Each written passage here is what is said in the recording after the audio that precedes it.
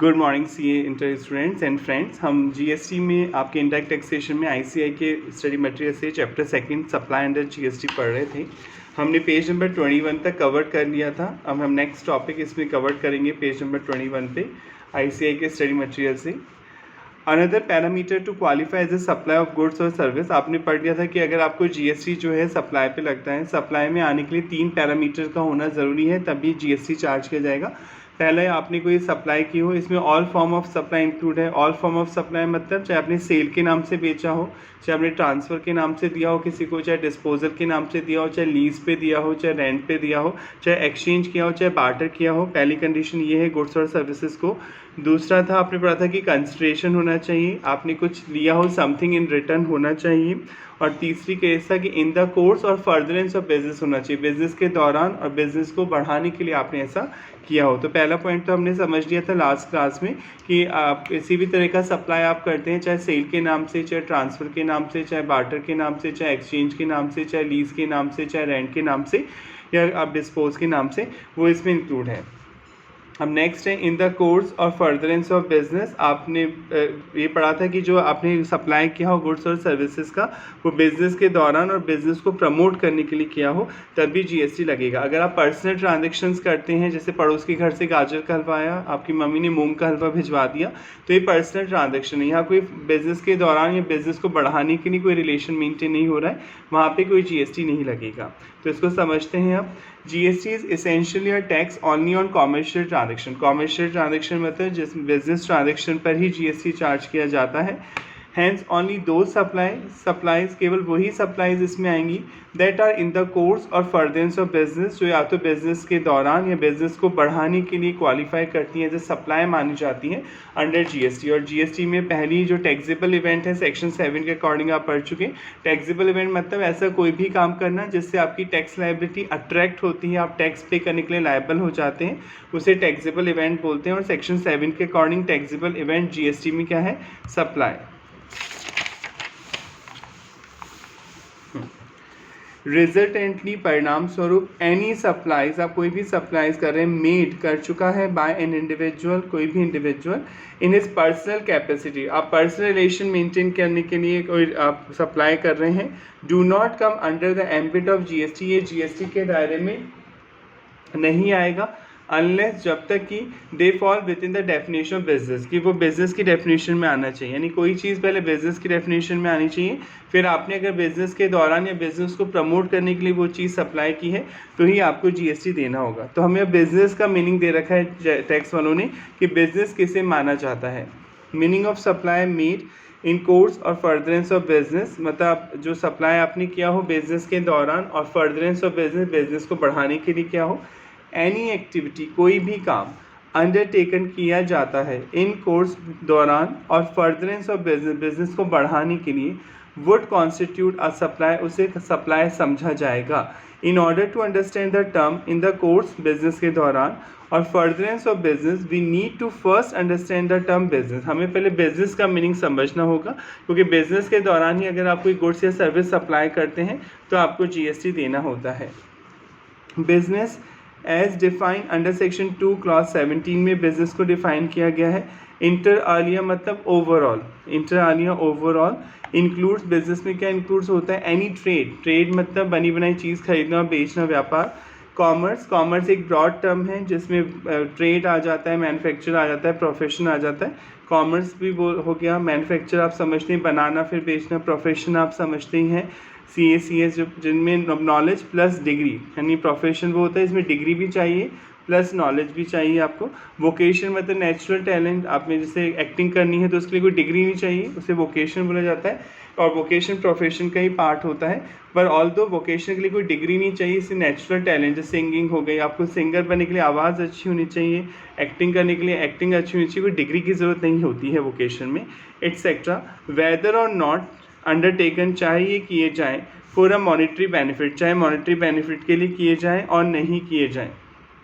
ये लाइन कहना चाह रही है कि बिजनेस का मतलब होता है कोई भी ट्रेड करना, कोई भी कॉमर्स करना, कोई भी मैन्युफैक्चर कर एक्टिविटी करना, कोई प्रोफेशन करना, कोई वोकेशन करना, चाहे आप ये काम किसी मॉनिटरी बेनिफिट चाहे प्रॉफिट के लिए कर रहे हो या नहीं कर रहे हो। ठीक है, कॉस्ट पे भी बेचते हैं कई बार अपन सामान, कई बार हमारा डेड स्टॉक हो जाता है तो हम कॉस्ट पे भी बेचते हैं, वहीं भले ही वो एक्टिविटी हम मॉनेटरी बेनिफिट के लिए नहीं कर रहे, पर वो भी बिजनेस का पार्ट मानी जाएगी। The definition of business has been summarised in the diagram below. आपको एक तरह से समरी चार्ट दे रखा है डेफिनेशन बिजनेस को समझने के लिए, तो ध्यान से देखिए। एनी ट्रेड, कोई भी व्यापार करना, कॉमर्स वाणिज्य, हिंदी में वाणिज्य बोलते हैं कॉमर्स को, मैन्युफैक्चर निर्माण करना, प्रोफेशन पेशा etcetera, even if there is no pecuniary benefit, भले ही आपका मोटिव कोई प्रॉफिट कमाना ना हो, पेक्यूनियर मतलब मॉनिटरी बेनिफिट नहीं हो रहा है, पर अगर आप कोई काम कर रहे हैं जिसे ट्रेड, कॉमर्स और मैन्युफैक्चर माना जा रहा है तो बिजनेस का पार्ट होगा। इसके अलावा एनी एक्टिविटी, कोई भी ऐसा काम करना इंसिडेंटल हो चाहे वो एंसिलरी हो टू इट। अब इंसिडेंटल और एंसिलरी एक्टिविटी क्या होती है सर, समझ लें ध्यान से। जैसे सपोज आप ऑयल बनाते हैं, ऑयल हेयर ऑयल मान लेते हैं, तो आपकी मेन एक्टिविटी जो मेन बिजनेस है आपका, मेन एक्टिविटी तो ये हो गई ऑयल मैन्युफैक्चर, आप हेयर ऑयल मैन्युफैक्चर करते हैं। अब ऑयल के लिए आप कस्टमर को ये थोड़ी बोलोगे घर से बोतल लेके आना, हम फिल करके तुम्हें ऑयल देंगे, ऐसा नहीं होगा ना। आपको इसको किसी पाउच में या किसी बोतल में, शैशे में पैक करना होगा, तो आप बोतल भी मैन्युफैक्चर करते हैं और इस बोतल में अपने हेयर ऑयल को पैक करके फिर MRP प्राइस लिख के कस्टमर को बेचते हैं। तो जो आप ये बोतल बना रहे हैं, बिना बोतल के या बिना सैशे के हेयर ऑयल बिकेगा नहीं सर, बना किसी ना किसी बोतल में, किसी आपको सैशे में उसे पैक करना होगा, तभी आप बेच सकते हैं कस्टमर को। तो ये जो एक्टिविटी आप कर रहे हैं बोतल मैन्युफैक्चर की, ये कौन सी एक्टिविटी हो गई, इंसिडेंटल, ये ज़रूरी है। इंसिडेंटल मतलब ऐसी कोई भी एक्टिविटी करना जो आपके मेन प्रोडक्ट के लिए करना ज़रूरी है। अगर आप वो एक्टिविटी नहीं करेंगे तो आपका मेन प्रोडक्ट मार्केटेबल नहीं बनेगा, यानी मार्केट में बेचने योग्य नहीं बनेगा। आपको किसी पॉलीथीन में, बोतल में तो पैक करना ही होगा ना, तभी आप उस प्रोडक्ट को मार्केट में ले जाके बेच सकते हैं। तो अपने मेन प्रोडक्ट के अलावा कुछ कई ऐसी एक्टिविटीज़ भी होती हैं जो आपको करनी होती है ताकि आपका प्रोडक्ट मार्केटेबल बन जाए, यानी मार्केट में बेचने योग्य बन जाए। तो ऐसी एक्टिविटी को क्या बोलते हैं, इंसिडेंटल एक्टिविटीज़ बोलते हैं, और ये करना कंपलसरी है एक तरह से। आई होप यहाँ तक समझ में आ गया होगा इंसिडेंटल का मतलब। एंसिलरी मतलब सब्सिडरी एक्टिविटी, एंसिलरी एक्टिविटी का मतलब होता है सब्सिडरी एक्टिविटी, मतलब ये एक्टिविटी करना तो ज़रूरी नहीं है पर आप इसलिए करते हैं ताकि आपका प्रोडक्ट सेफली मार्केट में जाए। जैसे आपने हेयर ऑयल बनाया, बोटल्स में पैक कर लिया, ठीक है, उन बोटल्स को आपने कार्टन में रखा, इसमें थर्माकोल बिछाया और थोड़ा सा एक्स्ट्रा कागज़ इसमें रख दिया और बोतल को ध्यान से इसमें रख दिया, ताकि ये बोतल जो कांच की बोतल है ये, ठीक है, ग्लास की बोतल्स हैं, अगर आप बिना इन्हें सेफ्टी के भेज दोगे बेचने के लिए किसी ट्रक में लोड करके टेम्पो में, तो हो सकता है रास्ते में डैमेज हो जाए, राइट। तो ये इंसिडेंटल एक्टिविटी तो वो हो गई जो कंपलसरी है। ये एंसिलरी है, ये करना पड़ेगा आपको, सब्सिडरी एक्टिविटी है, ताकि सेफ्टी, आपका प्रोजेक्ट जो सेफली है वो मार्केट में पहुंचने के लिए बिक सके। तो एंसिलरी एक्टिविटी मतलब सब्सिडरी एक्टिविटी होती हैं, और ये भी बिजनेस का ही पार्ट है, क्योंकि आप कर तो बिजनेस के लिए रहे ना, पैकिंग भी बिजनेस के लिए कर रहे हैं उस प्रोडक्ट को। तो चाहे एक्टिविटी इंसिडेंटल हो चाहे एंसिलरी हो, इंसिडेंटल मतलब कंपलसरी जो करनी ही पड़ेगी ताकि आपका प्रोडक्ट मार्केटेबल हो जाए। एंसिलरी मतलब कुछ एक्स्ट्रा एक्टिविटी होती हैं जो सेफ्टी फीचर्स के लिए की जाती है। फ्रिज होता है, तो फ्रिज को भी आप पैक करेंगे ढंग से, उसके अगल बगल जो भी है अच्छा सा कार्टन लगाएंगे, उसमें थर्माकोल रखेंगे ताकि फ्रिज में स्क्रैच ना पड़े जब तक वो कस्टमर के घर ना पहुंच जाए। तो ये एंसिलरी एक्टिविटीज़ होती हैं, तो ये भी बिजनेस का ही पार्ट है। एनी एक्टिविटी, कोई भी आप एक्टिविटी कर रहे हैं of same nature even if no volume और कंटिन्यूटी। नो वॉल्यूम और कंटिन्यूटी मतलब जो नहीं वो बिजनेस एक्टिविटी आप हमेशा ही कंटिन्यू करेंगे। जैसे फॉर एग्जांपल आपका क्लॉथिंग का बिजनेस है, आप कपड़े बेचते हैं, आपके शॉप पे कोई पर्सन आया, आपका बहुत पुराना फ्रेंड है, वो किसी, मान लीजिए किसी दूसरी कंट्री से आया है, किसी दूसरे स्टेट से आया है, उसके पास सिल्वर कॉइन है बहुत सारे, वो सिल्वर कॉइन मैन्युफैक्चर है, आपने को अच्छे लगे उसके सिल्वर कॉइन, आपने सोचा कि कस्टमर हमारी शॉप पे आते हैं कपड़े खरीदने, तो हम उस सिल्वर कॉइन भी रख लेते हैं कुछ ताकि बेच के प्रॉफिट हो जाए। आपने 100 सिल्वर कॉइन अपने फ्रेंड से ले लिए और आप ये 100 कॉइन अपनी शॉप पे रख के आपने एक दिन में ही बेच दिए सारे सिल्वर कॉइन अपने कस्टमर को। प्राइस कुछ भी हो सकती है।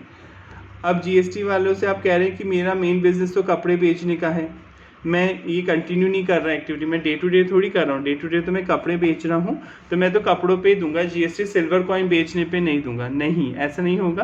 उन्होंने साफ साफ लिखा हुआ है नो वॉल्यूम कंटिन्यूटी। भले आप कंटिन्यू नहीं कर रहे हैं कोई एक्टिविटी, भले 1 मिनट के लिए कर रहे हैं, 1 घंटे के लिए कर रहे हैं, आप कोई भी गुड्स सिल्वर कॉइन गुड्स में आएगा, ठीक है, ज्वेलरी सप्लाई कर रहे हैं तो आपको जीएसटी देना होगा। भले ही आप डे टू डे बेसिस पे एक्टिविटी नहीं कर रहे, आप 1 घंटे के लिए कर रहे हैं, 1 मिनट के लिए कर रहे हैं, और अगर आप कंसिडरेशन चार्ज कर रहे हैं, कस्टमर को बेच रहे हैं कोई गुड्स और सर्विस, तो आपको जीएसटी देना होगा।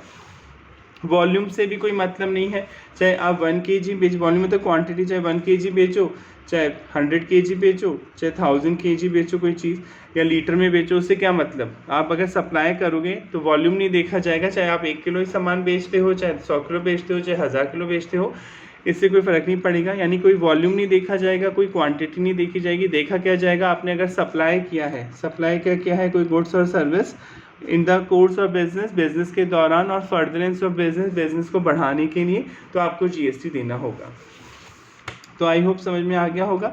चाहे इंसिडेंटल एक्टिविटी हो कंपलसरी, चाहे एंसिलरी सब्सिडरी हो, चाहे आप बहुत ज़्यादा क्वांटिटी में बेच रहे हैं, बहुत कम क्वांटिटी में बेच रहे हैं, चाहे कंटिन्यू कर रहे हैं वो एक्टिविटी या डिसकंटिन्यू कर रहे हैं, कभी कभी कर रहे हैं, तभी अगर वो बिज़नेस के दायरे में आती है, वो आप बिज़नेस के दौरान या बिज़नेस को बढ़ाने के लिए कर रहे हैं, तो आपको जीएसटी देना होगा।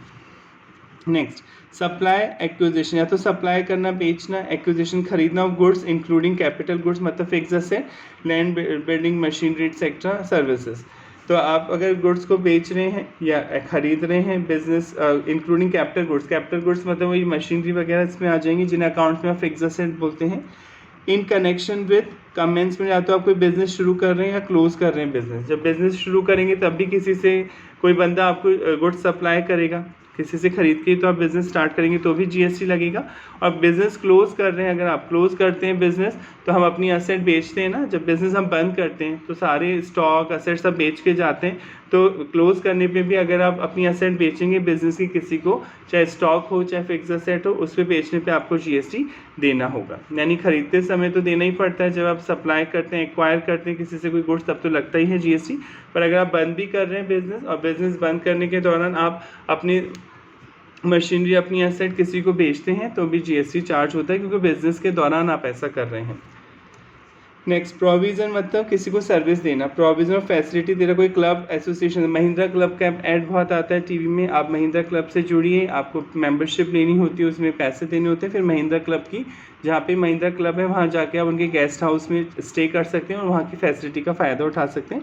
ऐसे हर शहर में होते हैं क्लब्स, आप उन क्लब्स को अगर ज्वाइन करते हैं तो वो आपसे पैसे चार्ज करते हैं, तो माना जाएगा क्लब आपको सर्विस दे रहा है और मेंबर से पैसे लेता है, इससे क्लब को भी क्या देना होगा, जीएसटी देना होगा। To its member for consideration, admission for consideration to any premises, यानी किसी भी प्रेमाइसिस में एंटर होने के लिए कोई टिकट रखा गया है, आपको अगर एडमिशन होना है, उसमें एडमिट होना है किसी प्रेमाइसिस मतलब बिल्डिंग में या लैंड जगह में, प्रेमाइसिस का मतलब बिल्डिंग होता है, वहाँ पे एंटर होना है तो आपको कंसिडरेशन देना होगा। जैसे सिनेमा हॉल में आप जाएंगे तो मूवी टिकट्स खरीदना होगा, सर्कस देखना है तो भी टिकट खरीदना होगा, तो वो बंदा आपसे पैसे चार्ज कर रहा है तो माना जाएगा वो बिजनेस कर रहा है और वहाँ पे वो भी जीएसटी देगा टिकट्स पे। Service as a holder of office, देखिए ध्यान से पढ़िए, आप कोई सर्विस दे रहे हैं, किसी ऑफिस को आप होल्ड करते हैं, कोई ऑफिस पोस्ट को होल्ड करते हैं, एक्सेप्टेड, ये ऑफिस आपने एक्सेप्ट किया इन कोर्स दौरान और फर्दरेंस ऑफ ट्रेड प्रोफेशन, कोई प्रोफेशन को बनाने के लिए। जैसे इंडिपेंडेंट डायरेक्टर, आप कंपनी लॉ में पढ़ेंगे, इंडिपेंडेंट डायरेक्टर ऐसे डायरेक्टर होते हैं जो फुल टाइम डायरेक्टर नहीं होते, वो आपकी कंपनी में आते हैं सलाह देने के लिए और आप उन्हें हर महीने या जो भी डिसाइड हो रेम्युनरेशन पे करते हैं। इंडिपेंडेंट मतलब स्वतंत्र, ये आपके अंडर में नहीं काम करते, एम्प्लॉय नहीं होते हैं कंपनी के, ये बहुत नॉलेजेबल पर्सन होते हैं और as per company law independent directors appoint किए जा सकते हैं किसी कंपनी में, ठीक है। जैसे आपने रतन टाटा को बोला कि सर आपके पास बहुत अच्छा एक्सपीरियंस है, आप हमारी कंपनी के इंडिपेंडेंट डायरेक्टर बन जाइए, आप हमारी कंपनी को गाइडेंस दिया कीजिए, तो इसके लिए आप रतन टाटा को एक अमाउंट देते हैं, सपोज 5 करोड़ पर मंथ, ठीक है। तो रतन टाटा आपकी कंपनी में एम्प्लॉय तो है नहीं, एम्प्लॉय नहीं है, वो कोई जॉब थोड़ी ज्वाइन की, वो इंडिपेंडेंट डायरेक्टर की पोस्ट में किसी पोजीशन को वो होल्ड करते हैं और इसके बदले वो आपसे पैसे चार्ज करते हैं, तो माना जाएगा मिस्टर रतन टाटा आपको क्या दे रहे हैं, सर्विस दे रहे हैं, सर्विस ही तो दे रहे हैं, ठीक है, आपके बिजनेस के दौरान बिजनेस को बढ़ाने के लिए। तो ये जो 5 करोड़ रुपये चार्ज कर रहे हैं आपसे रतन टाटा, इस पर उन्हें क्या देना होगा? जीएसटी, आपको नहीं। वैसे अभी आप पढ़ेंगे कुछ एक्सेप्शन आएंगे, अभी तो आप यही समझ लें कि जो रुपए चार्ज किए जा रहे हैं, 5 करोड़ रुपये जो आपसे चार्ज कर रहे हैं, किसी ऑफिस को वो होल्ड कर रहे हैं, उसकी कंसल्टेंसी वो आपको दे रहे हैं, इस पर जीएसटी चार्ज किया जाएगा। और भी एग्जाम्पल हो सकता है, आप सीए हैं, किसी कंपनी ने आपको कहा कि आप हमारे यहाँ 2 घंटे आ जाया करिए महीने में, और हमारी जो अकाउंट्स टीम है उसे डायरेक्शन दिया कीजिए कि कैसे अकाउंटिंग करनी है, कैसे टैक्स जमा कराना एक्सेट्रा। आप सीए हैं, 2 घंटे ही जाते हैं उस कंपनी में, तो आप किसी पोजीशन को होल्ड कर रहे हैं उस ऑफ बिजनेस में, और इसके बदले वो आपको कुछ पैसा दे रहा है, तो माना जाएगा आप कंसल्टेंसी दे रहे हैं, आप सर्विस दे रहे हैं, और उसके बदले जो पैसा मिल रहा है उस पर जीएसटी चार्ज किया जाएगा, क्योंकि सर्विसेज भी जीएसटी के दायरे में आती हैं। तो आई होप समझ में आ गया होगा कि अगर आप किसी ऑफिस में किसी पोजीशन को होल्ड करते हैं, आप एम्प्लॉय नहीं हैं, आप इंडिपेंडेंट बेसिस पे होल्ड करते हैं और एक्सेप्ट करते हैं आप इन the course of furtherance of trade और प्रोफेशन के लिए, तो यहाँ पर माना जाएगा आप सर्विस दे रहे हैं और जीएसटी लगेगा। Activity of a race club include, race club होती है, मूवीज़ में बहुत देखते हैं, हॉर्स रेस होती है। हॉर्स रेस में क्या होता है, आप किसी घोड़े को सेलेक्ट करते हैं, हॉर्स को सेलेक्ट करते हैं, उस पर दाव लगाते हैं, बैट लगाते हैं, और वो जीत जाता है घोड़ा, तो आपको प्राइज़ मिलता है। बाय वे ऑफ टोटलिसेटर, टोटलिसेटर होता है एक बंदा, ठीक है, एक कंप्यूटर स्क्रीन होती है टोटलिसेटर, जहाँ पे वो आप हिसाब किताब रखती है कि कौन सा घोड़ा जीता और कैसे राशि को बांटा जाएगा, जो अमाउंट जीता है वो कैसे डिस्ट्रीब्यूट होगा विनर्स में।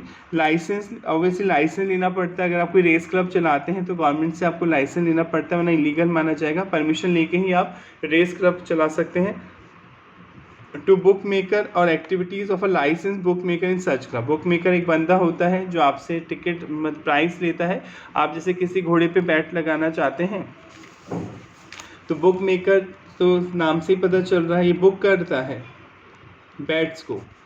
जैसे मान लीजिए 10 घोड़े रेस में हैं, 1 2 3 4 5, सपोज 10 है, तो मैं इसको चुन रहा हूँ, तो मैं पहले इस बंदे के पास जाऊँगा कि भैया मेरे को इस घोड़े पे बैट लगानी है, दाव लगानी है, तो ये प्राइस चार्ज करेगा, फ्री में थोड़ी दाव लगाने देगा, ठीक है। ये मुझसे मान लो 2,000 रुपये का टिकट इसने रखा है कि अगर आप किसी घोड़े को चूज़ करते हैं 2,000 रुपये का टिकट देना होगा, मैं इसको 2,000 रुपये देता हूँ, तो ये बुक मेकर है जो मुझसे 2,000 रुपये चार्ज करता है। और लाइसेंस लेना पड़ता है, बिना लाइसेंस लिए कोई हॉर्स क्लब या ऐसा कोई क्लब जिसमें बैट लगाई जा रही है, जैसे लॉटरी, कैसीनो वगैरह, ये आप तभी चला सकते हैं जब आप गवर्नमेंट से प्रॉपर लाइसेंस लेते हैं। तो ये बुक मेकर हो गया ये पर्सन। टोटलिसेटर मतलब ये कंप्यूटर स्क्रीन होती है, जैसे शेयर मार्केट में स्क्रीन होती है, ऐसे कंप्यूटर स्क्रीन होती है जो हिसाब रखती है कि अगर जीत गया है जिसका घोड़ा, तो प्राइस जिसने उस घोड़े पे दाव लगाया था, भाई मेरे अलावा और भी लोग होंगे जिन्होंने दूसरे घोड़े पे दाव लगाया होगा, तो ये जीत जाएगा। तो ये जो प्राइस मनी था, मान लो 10 करोड़ प्राइस मनी था, तो ये मान लो 10 लोगों में बटेगा पैसा। तो ये टोटलिसेटर जो कंप्यूटर है ये बताता है किसको कैसे पैसा डिस्ट्रीब्यूट किया जाएगा। खैर इतना डीप में जाने की ज़रूरत नहीं है, बहुत ईजी है इसको समझना कि अगर कोई रेस क्लब है, वहाँ कोई बुक मेकर है और वो लाइसेंस बुक मेकर होगा, ऑब्वियसली बिना लाइसेंस को तो एक्टिविटी आप कर ही नहीं सकते, तो वो आपसे पैसे चार्ज कर रहा है, माना जाएगा वो बिजनेस कर रहा है, उसे जीएसटी देना होगा। यानी जो 2,000 रुपये वो आपसे चार्ज कर रहा है किसी घोड़े पे बैट लगाने के लिए, माना जाएगा वो आपको सर्विस दे रहा है, एक मौका दे रहा है चांस लगाने का, और आप जीत गए तो पैसे मिलेंगे, तो इस 2,000 रुपये पे भी क्या देना होगा? जीएसटी देना होगा। एनी एक्टिविटी, कोई भी काम गवर्नमेंट कर रही है, local authority as a public authority, वो भी बिजनेस माना जाएगा। ऑल्दो ज़्यादातर एक्टिविटी जो गवर्नमेंट करती है उस पर जीएसटी नहीं लगता, जैसे पैन कार्ड बनाना, लाइसेंस बनाना, कंपनी एक्ट में रजिस्ट्रेशन कराना, तो गवर्नमेंट डिपार्टमेंट में फीस चार्ज करते हैं। हाँ, बिजनेस एक्टिविटी, अभी हम ये नहीं पढ़ रहे कि जीएसटी लगेगा ही नहीं लगेगा, हम केवल क्या समझ रहे हैं, बिजनेस की डेफिनेशन समझ रहे हैं कि बिजनेस में कौन कौन सी एक्टिविटीज़ आएंगी। तो गवर्नमेंट भी बिजनेस एक्टिविटी कर सकती है, एज ए पब्लिक अथॉरिटी के तौर पे वो जो भी काम कर रही है वो बिजनेस का पार्ट माना जाएगा। ऑल्दो अभी आप शेड्यूल 3 पढ़ेंगे जिसे नेगेटिव लिस्ट बोलते हैं, उस लिस्ट में काफ़ी ऐसी एक्टिविटीज़ के नाम हैं जो गवर्नमेंट करती है पर उस पर जीएसटी नहीं लगता है। पब्लिक वेलफेयर के लिए गवर्नमेंट ने वो एक्टिविटी एग्जाम कर रखी हैं। 10 देयरफॉर बिजनेस इंक्लूड, बिजनेस में क्या आएगा? एनी एक्टिविटी, कोई भी काम, ट्रांजेक्शन, कोई भी व्यवहार करना, विच इज़ इंसिडेंटल, या तो वो कंपलसरी था, एंसिलरी मतलब एक्स्ट्रा था, सब्सिडी था, टू एनी ट्रेड कर रहे हैं, कोई कॉमर्स कर रहे हैं, कोई मैन्युफैक्चर कर रहे हैं, प्रोफेशन कर रहे हैं, वोकेशन कर रहे हैं, एडवेंचर एक्टिविटीज़ भी होती है ना, आप मनाली गए हो, अगर बाइक किसी भी ऐसी जगह जाते हैं, बंजी जंपिंग होती है, रिवर राफ्टिंग होती है, वहाँ एडवेंचर एक्टिविटीज़ भी होती हैं, तो वो आपसे पैसे लेते हैं ना, फ्री में थोड़ी कराते हैं कि नहीं फ्री में हो जाएगा, पैसे लेते हैं, तो कोई एडवेंचर एक्टिविटी भी कराई जाती है तो वो बिज़नेस का ही पार्ट है, इसके लिए वो पैसे चार्ज करते हैं। वेगर बैट लगाते हैं किसी रेस क्लब में आप, और एनी अदर सिमिलर एक्टिविटी, कोई भी ऐसी सिमिलर एक्टिविटी करते हैं। वेगर का मतलब क्या होता है, शर्त लगाना, फिर भी मीनिंग मैंने लिख रखा है आपको बताने के लिए। इट मीन्स बैटिंग, बैट लगाना तो शर्त लगाना, अ सम ऑफ मनी, या पैसे के लिए किसी के साथ शर्त लगाते हैं। On the outcome the result of an unpredictable event, इसका रिजल्ट अनप्रिडिक्टेबल है, जैसे 10 घोड़े हैं, कोई भी घोड़ा जीत सकता है, अनप्रिडिक्टेबल इवेंट है ना, उसके लिए आप दाव लगा रहे हैं, कोई दाव खेल रहे हैं, तो ये वेगर माना जाएगा। इन एडिशन, इसके अलावा, एनी एक्टिविटी, कोई भी काम करना, अंडरटेकन किया जाता है बाय द सेंट्रल गवर्नमेंट के द्वारा, केंद्र सरकार के द्वारा, और स्टेट गवर्नमेंट, राज्य सरकार के द्वारा, और एनी लोकल अथॉरिटी, जो लोकल अथॉरिटी होती है आपके शहर में, नगर पालिका, नगर निगम, इन विच दे आर एंगेज, वो एंगेज हैं, लगे हुए एज ए पब्लिक अथॉरिटी, वहाँ पे वो पब्लिक अथॉरिटी के तौर पे काम कर रहे हैं, मतलब जनता की भलाई के लिए। शैल ऑल्सो भी कंस्ट्रूड, उसे भी कंस्ट्रूड मतलब समझा जाएगा एज ए बिजनेस, तो थोड़े बहुत पैसे तो वो भी चार्ज करते हैं। फॉर एनी ट्रेड, कॉमर्स और any other similar activity to qualify as business, कोई भी ऐसी एक्टिविटी करना, ट्रेड करना, व्यापार करना, वाणिज्य करना, या कोई भी ऐसी सिमिलर एक्टिविटी करना जो बिजनेस क्वालिफाई माना जाएगा। फ्रीक्वेंसी मतलब ये, इसमें ये चीज़ें नहीं देखी जाएंगी। फ्रीक्वेंसी मतलब मात्रा, चाहे आप एक बार बेचो, बताया था, चाहे आप दिन में एक बार बेचो सामान, चाहे बार बार बेचो, चाहे महीने में एक बार बेचो, उससे कोई मतलब नहीं है। वॉल्यूम नहीं देखा जाएगा, कंटिन्यूटी नहीं देखी जाएगी, आप एक दिन बेच रहे हो, 10 दिन खाली बैठे हो, फिर 10 दिन बाद बेचो, उससे मतलब नहीं है। आप गुड्स या सर्विस सप्लाई कर रहे हो तो जीएसटी आपको देना होगा। रेगुलरिटी नहीं देखी जाएगी कि आप डेली करो या महीने में क्वार्टरली करो। ऑफ सच ट्रांजेक्शन और ऑब्टेनिंग पेक्यूनरी बेनिफिट, भले ही आपको पेक्यूनरी मॉनेटरी बेनिफिट हो रहा है या नहीं हो रहा, from it is not a pre requisite, ये कोई शर्त नहीं है, ये होना ज़रूरी नहीं है। यानी लाइन ये कहना चाह रही है, चाहे आप कितनी भी फ्रिक्वेंसी में बार बार करो वो काम या एक बार करो। वॉल्यूम मतलब क्वांटिटी, चाहे 1 किलो बेचो चाहे 1000 किलो बेचो। कंटिन्यूटी मतलब चाहे एक दिन करो काम या हर दिन करो। या रेगुलरिटी, वही कंटिन्यूटी, चाहे बार बार करो। सच ट्रांजेक्शन, चाहे आप बेनिफिट कमाना चाहते हो कोई पैसे का, नहीं कमाना चाहते, ये कोई प्री रिक्विजिट नहीं है बिजनेस के लिए। बिजनेस में आने के लिए ये चीज़ें होना ज़रूरी नहीं है। एक दिन 1 मिनट भी अगर आपने कोई सामान बेचा है पूरे साल भर में, तो भी वो बिज़नेस ही माना जाएगा, अगर वो बिज़नेस की डेफिनेशन में कवर्ड होता है। For example of supply made और not made in the course of further business are as follow. पहला point, Rishabh buy a car, आपने कार खरीदी है फॉर इज पर्सनल यूज, आप सब लिखा है पर्सनल पर्पस के लिए, एंड आफ्टर अ ईयर, 1 साल बाद, sell it to a car dealer, वापस वो कार डीलर को कार बेच रहा है। Sell of car by Rishabh to a car dealer is not a supply, supply नहीं माना जाएगा, तो बिजनेस थोड़ी कर रहा है ऋषभ, वो तो पर्सनल कार बेच रहा है under GST act, because set supply is not made by Rishabh in the course of furtherance of business, क्योंकि वो बिजनेस के दौरान या बिजनेस को बढ़ाने के लिए कार नहीं बेच रहा है। हाँ, ऋषभ एक कार डीलर होता तब तो लगता, पर ऋषभ तो अपनी पर्सनल कार बेच रहा है, पर्सनल कार बेच रहा है, कोई बिजनेस का कार नहीं बेच रहा है, तो यहाँ पे नहीं माना जाएगा कि ऋषभ कोई बिजनेस कर रहा है। Next, Manikarnika sold her old gold bangles, अपने आभूषण बेच रही हैं, सोने के जो कंगन है वो बेच रही हैं। एंड ईयरिंग, ठीक है, ईयरिंग बेच रही हैं, टू आभूषण ज्वेलर्स को बेच रही हैं। Sale of old gold jewellery by an individual to a jeweller will not constitute supply, इसे सप्लाई नहीं माना जाएगा। सेम वही logic, because same can not be said, ये आप नहीं कह सकते टू बी कि वो बेचा गया है इन द कोर्स बिजनेस के दौरान, और फर्दरेंस ऑफ बिजनेस को बढ़ाने के लिए, क्योंकि वो बिजनेस थोड़ी कर रही है, तो पर्सनल ज्वेलरी बेच रही है। पर्सनल चीज़ों को बेचते समय कोई जीएसटी चार्ज नहीं होगा, क्योंकि आपका मोटिव बिजनेस को बढ़ाना या बिजनेस के दौरान आप कोई सामान नहीं बेच रहे हैं। Since business include vocation, vocation बताया था नेचुरल टैलेंट, आपको इसके लिए कोई डिग्री नहीं लेनी पड़ती, पर आप में नेचुरल टैलेंट है, इससे आप एक अलग पहचान बनाते हैं, singing, dancing etcetera. Therefore supply of goods और सर्विस एज ए वोकेशन, अगर आप वोकेशन के तौर पे कोई सर्विस या दे रहे हैं तो वो भी जीएसटी के दायरे में आएगा। जैसे सुंदरम आचार्य, ये सलमान खान का एक एडवर्टाइजमेंट मतलब एग्जांपल दे रखा है जो करते हैं। A famous actor paint some painting, वो पेंटिंग पेंट करते हैं, एंड सेल देम, उस पेंटिंग को बेचते हैं। The consideration from such sale is to be donated to a charitable, और जो पैसा आएगा पेंटिंग को, यानी फेमस एक्टर है सुंदरमाचार्य, ये पेंटिंग बना रहे हैं और इन पेंटिंग को बेचने से जो पैसा आएगा वो एक चैरिटेबल ट्रस्ट को जाएगा। काइंड ह्यूमन, सलमान खान का बीइंग ह्यूमन है ब्रांड, इन्होंने काइंड ह्यूमन लिख दिया आपकी बुक वालों ने। The sale of painting by actor qualify supply, इसे भी सप्लाई माना जाएगा एक्टर जो है वो गुड्स बेच रहे हैं इन the course of furtherance of business. देखिए ये आगे ना समझ में, फ्रीक्वेंसी से मतलब नहीं है साल में एक बार ही उसे एक्टर ने पेंटिंग बनाई पर बेच रहा है और पैसा ले रहा है, तो यहाँ पे जीएसटी तो उसे देना होगा, भले आप अच्छा काम कर रहे हैं। इस ये टैक्स में ये थोड़ी लिखा कि अगर आप गरीब बच्चे को फ्री में देंगे, डोनेशन देंगे तो हम आपको छूट देंगे, ऐसा नहीं है। अगर आप गुड्स और सर्विस दे रहे हैं किसी को तो जीएसटी तो आपको देना होगा, भले वो एक दिन ही कर रहे हैं आप एक्टिविटी, फ्रीक्वेंसी बार बार नहीं कर रहे तब भी। फैसिलिटीज़ प्रोवाइडेड बाय क्लब, अभी पढ़ाया था, कोई क्लब है, वो कोई एसोसिएशन है, ग्रुप है, टू इट्स मेंबर, वो अपने मेंबर को सर्विस देता है for construction, are provided in the course या तो बिजनेस के दौरान और फर्दरेंस ऑफ बिजनेस को बढ़ाने के लिए। Are resident welfare association provide the service of depositing electricity bill. वैसे आजकल तो होता नहीं, पहले होता था कि इलेक्ट्रिसिटी के बिल के लिए लाइन में लगना पड़ता था बहुत ज़्यादा। मान लीजिए आप किसी सोसाइटी में रहते हैं, और वहाँ 1000 फ्लैट्स हैं, बहुत साल पहले की बात है, 8-10 साल पहले की बात मान लेते हैं, अब तो बहुत नहीं होता ऐसा। अब इस बिजली का बिल आया, मान लेते हैं हर फ्लैट्स का 1000 रुपये आया, तो 10 लाख रुपए बिजली का बिल हो गया, इलेक्ट्रिसिटी बिल हो गया। अब ये लोग लाइन में लगेंगे बिजली का बिल जमा कराने के लिए, तो इनकी जो सोसाइटी में एक बंदा है मिस्टर आर, इन्होंने इसे अपॉइंट किया।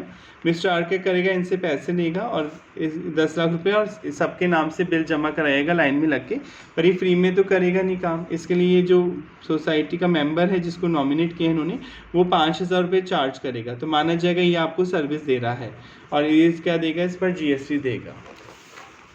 यहाँ पे सोसाइटी है, रेजिडेंट वेलफेयर एसोसिएशन ग्रुप बनाया है, provide service of depositing electricity bill, deposit करता है ये रेजिडेंट के in lieu of some nominal charges.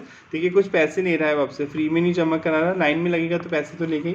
Provision of service by a club, अगर कोई क्लब सर्विस दे रहा है, कोई एसोसिएशन दे रहा है, कोई ग्रुप, कोई सोसाइटी दे रही है, to its member is including the definition of business, ये बिजनेस की डेफिनेशन में इंक्लूड है, इसे बिजनेस माना जाएगा। और जब बिजनेस माना जाएगा तो आप कंस्ट्रक्शन चार्ज कर रहे हैं तो जीएसटी तो लगेगा ही। Admission of person to any premises for construction also include business, ये भी पढ़ा था आपने। आपको किसी बिल्डिंग में एंटर होना है, जैसे सर्कस देखना है, मूवी देखनी है, तो एडमिशन लेना है, किसी प्रीमाइसेस में एंटर हो रहे हैं, इसके लिए वो कंस्ट्रक्शन चार्ज कर रहा है, तो इसे भी आपको जीएसटी देना होगा, सिनेमा हॉल को, सर्कस वाले को। Services by way of admission, आप एडमिट हो रहे हैं, सर्कस देख रहे हैं, कोई सिनेमा हॉल में जा रहे हैं, अम्यूजमेंट पार्क हो सकता है, ठीक है, वाटर पार्क वगैरह, including theme park, water park etcetera, consider as a supply as these are services, क्योंकि वो सर्विस दे रहे हैं आपको, by way of admission of person to any premises for a construction, क्योंकि वो आपसे पैसे चार्ज कर रहे हैं। Business include activity of a race club, बताया तो रेस क्लब होती है, आप बैट लगाते हैं किसी घोड़े पर, इंक्लूडिंग बाय वे ऑफ टोटलिसेटर, और लाइसेंस बुक मेकर होता है, लाइसेंस देना पड़ता है, और activity of a license bookmaker in such club. पहले बुक मेकर का मतलब नीचे भी लिख रखा है, बस समझा दिया आपको पढ़ लें। Book maker is a person, ये वो व्यक्ति होता है दैट एक्सेप्ट एंड पे ऑफ बैट, जो एक्सेप्ट करता है आपका बैट जो होता है, आप किसी घोड़े पे दाव लगा रहे हो, एक्सेप्ट करता है और फिर पेमेंट करता है, आप जीत जाते हैं तो, on sporting and other event at agreed upon odds, जो भी डिसाइड हुआ था उसके अकॉर्डिंग आपको पेमेंट करता है। टोटलिसेटर कंप्यूटर स्क्रीन होती है, एज अ डिवाइस, ये कंप्यूटर का डिवाइस होता है, शोइंग द नंबर, कि बताता है कितने लोगों ने दाव लगाया है किस किस पर, and amount of bets stake on a race, कितने दाव लगे हैं, और टू फैसिलिटेट द डिवीजन, उस पैसे जो जीत जाता है फिर ये पैसे को बांटता है, of total among those backing the winner. Totalisator एक डिवाइस है, कंप्यूटर स्क्रीन है, जो ये बताती है कि किस किस बंदे ने किस किस घोड़े पे दाव लगाया है और जो पैसा है वो कैसे बटेगा ऑनर्स में। आगे बढ़ते हैं, एग्जाम्पल है royal turf race club is engage in facilitating wagering, wagering मतलब बैट लगाना, शर्ट लगाना, वेगरिंग एक्टिविटीज़ में एंगेज है club. Transaction of horse place through totalisator for providing the service of facilitating wagering transaction, आप बैट लगाने के ट्रांजेक्शन्स करवाते हैं। Royal turf race club get commission, इसके लिए आप फ्री नहीं लेते, कमीशन या कोई पैसे चार्ज करते हैं। Which is deducted and written by club, वो पैसा क्लब रखता है फ्रॉम टोटल बैट वैल्यू में से, उस पैसे में से। Set service amount to supply, ये सर्विस माना जाएगा as the activity of race club are included in the definition of business. There is one exception of this course of further business rule, that is import of service for a consideration. ये आपने पहले दिन ही पढ़ लिया था, section 7 subsection 1 clause B. इसमें आपने पढ़ा था कि अगर कोई सर्विस आप इंपोर्ट करते हैं भारत के बाहर से कोई सर्विस इंपोर्ट कर रहे हैं, चाहे पर्सनल पर्पस के लिए कर रहे हैं चाहे बिजनेस पर्पस के लिए कर रहे हैं, वहाँ पे जीएसटी लगेगा। ये एक्सेप्शन है, केवल यही एक एक्सेप्शन है इस रूल का। वैसे तो हमने पढ़ा कि बिजनेस के दौरान या बिजनेस को प्रमोट करने के लिए कोई गुड्स या सर्विस आप सप्लाई करते हैं तो ही जीएसटी लगता है, पर ये एक्सेप्शन है सेक्शन 7 सबसेक्शन 1 क्लॉज बी कि अगर कोई सर्विस आप इंपोर्ट करते हैं पर्सनल पर्पस के लिए, भले आप पर्सनल पर्पस, आपका कोई मकान बन रहा है खुद का घर का और बाहर का कोई आर्किटेक्ट आप हायर करते हैं, उस आर्किटेक्ट से नक्शा बनवाते हैं अपने मकान का जो लंदन में रहता है, तो आप कोई सर्विस इंपोर्ट कर रहे हैं पर्सनल पर्पस के लिए, तब भी इस पर जीएसटी लगेगा। क्योंकि गवर्नमेंट नहीं चाहती है बाहर के आदमी से सर्विस नहीं, इंडिया में बहुत अच्छी सर्विसेज मिलती हैं, तो बाहर से क्यों लेना, आप इंडिया में आदमी को मौका दें। तो गवर्नमेंट नहीं चाहती, पर आप लेते हैं, कोई बात नहीं, ले सकते हैं, तो आपको जीएसटी देना होगा। और आप पढ़ चुके हैं इंपोर्ट को हमेशा यही माना जाएगा कि एक स्टेट से दूसरे स्टेट जा रहे हैं सामान, और इंपोर्ट पे हमेशा क्या चार्ज होगा, IGST, integrated goods and services tax charge होगा। इंपोर्ट को हमेशा इंटर स्टेट माना जाता है, एक स्टेट से दूसरे स्टेट जा रहा है सामान इंटर स्टेट, और इंटर स्टेट पे क्या चार्ज होता है, IGST, integrated goods and service tax charge किया जाता है। तो आपने पढ़ लिया, आपके माइंड में क्लियर हो गया कि सप्लाई लायबल फॉर जीएसटी, किसी भी सप्लाई पर जीएसटी लगेगा अगर ये तीनों कंडीशन एक साथ पूरी होती हैं तभी। पहला, एनी सप्लाई, कोई सप्लाई होना चाहिए, यानी चाहे आपने सेल के नाम से बेचा हो, चाहे आपने ट्रांसफ़र के नाम से बेचा हो, चाहे बार्टर के नाम से बेचा हो, चाहे एक्सचेंज के नाम से बेचा हो, चाहे रेंट पे दिया हो, चाहे लीज पे दिया हो, चाहे डिस्पोज कर रहे हो, सारी सप्लाई इसमें कवर्ड है। दूसरा, कंसिडरेशन चार्ज किया हो आपने, कंसिडरेशन लिया हो। तीसरा था इन द कोर्स, या तो बिजनेस के दौरान, और फर्दरेंस ऑफ बिजनेस, बिजनेस को बढ़ाने के लिए आपने ऐसा किया हो। अगर तीनों कंडीशन पूरी होंगी एक साथ तभी आपको जीएसटी देना होगा, अदरवाइज जीएसटी नहीं देना होगा। पहला तो कोई भी सप्लाई आपने की हो गुड्स और सर्विस की, सप्लाई में any form of supply include है, चाहे सेल के नाम से बेचा हो, चाहे ट्रांसफ़र के नाम से बेचा हो, चाहे बार्टर के नाम से बेचा हो, चाहे लीज के नाम से दिया हो, चाहे रेंट के नाम से दिया हो, चाहे आप डिस्पोज कर रहे हो, चाहे एक्सचेंज कर रहे हो। कंसिडरेशन होना चाहिए, आप ले रहे हो कुछ ना कुछ उससे ले रहे हो सामने वाले से, चाहे कैश में ले रहे हो चाहे काइंड में ले रहे हो, और ये आप एक्टिविटी कर रहे हैं इन द कोर्स बिजनेस के दौरान बिजनेस को बढ़ाने के लिए। फ्रॉम द अबव डिस्कशन, जो आपने ऊपर पढ़ा, इट कैन बी इन्फर्ड, मतलब ये कहा जा सकता है दैट इफ़ एन एक्टिविटी और transaction satisfy all the above parameter, अगर तीनों शर्तें पूरी करता है कोई भी transaction, as discuss in point A में एनी सप्लाई, बी में कंसिडरेशन होना चाहिए, सी में फर्दरेंस ऑफ बिजनेस है in the course of business, set activity उस ट्रांजेक्शन को क्वालिफाई एज अ सप्लाई माना जाएगा under GST. In the subsequent para we have discuss the exception. चलिए तो क्या नेक्स्ट क्लास में पढ़ लेंगे। आई होप आपको यहाँ तक समझ में आ रहा होगा, और प्लीज़ आप बार बार उस चीज़ को रिवाइज़ करिए। और आपसे रिक्वेस्ट है, अगर आपको कोई चीज़ याद नहीं होती, कई बच्चे कहते हैं पढ़ते बहुत याद नहीं हो, तो प्लीज़ आप 5 बार उस चीज़ को देख के लिख लें, 2-3 बार पढ़िए, उसको उसी लैंग्वेज में लिख लीजिए। जो नहीं आपको शॉर्ट करना है वो आप 3-4-5 बार या 4 से 5 बार किसी चीज़ को लिख लेते हैं, भले देख के लिखिए, वो याद हो जाता है। मैं बार बार बोल रहा हूँ, मॉड्यूल से ही पढ़िए, पहले सारे सब्जेक्ट मॉड्यूल से कवर कीजिए, क्योंकि इंस्टीट्यूट चाहता है मॉड्यूल की लैंग्वेज ही एग्जाम में लिखें। 100% तो कोई नहीं रट सकता, बहुत एक्सेप्शन केस होगा। हाँ, एटलीस्ट 80 to 90% जो आपके मॉड्यूल से लैंग्वेज मैच होनी चाहिए। जब वो आंसर आप लिखें तो मॉड्यूल की लैंग्वेज ही मैच होनी चाहिए, आप अपने मन से कोई वर्ड ऐड ना करें, वरना वो आपको इतने अच्छे मार्क्स नहीं दिए जाएंगे। ठीक है, तो नेक्स्ट क्लास में मिलते हैं आपसे। Thank you so much.